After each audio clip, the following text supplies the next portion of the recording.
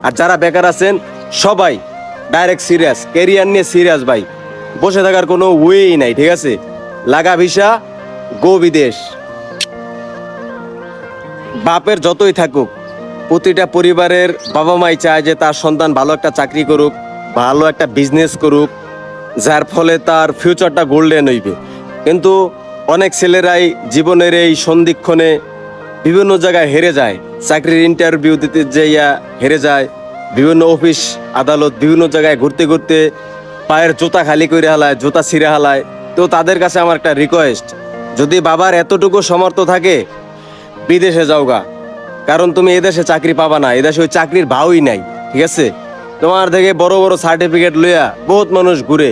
এই যে আমি বহুত অফিস আদালত, গার্মেন্টস ফ্যাক্টরি বহুত জায়গায় ট্রাই করছি, হয় নাই। আর ওইলেও কাঙ্ক্ষিত মানের হয় নাই, এলিগা বাদ দিয়ে দিছি। এখন শুধু মাথায় একটাই চিন্তা, কবে দেশটা ত্যাগ করুম, কবে দেশ থেকে ভাইগা বিদেশে যামগা। ভাইগা বলতে কি জানেন, কারণ এদেশ আমার আর থাকতে মন চায় না, কাঙ্ক্ষিত মানের একটা চাকরি পাই না, মন মতো একটা লাইফ পাই না। তাই বিদেশে যাব, সুন্দর একটা কেরিয়ার করার চেষ্টা করব।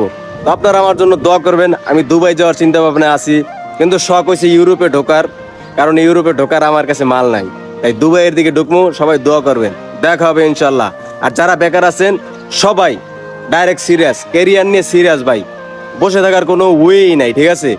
লাগা ভিসা, গো বিদেশ।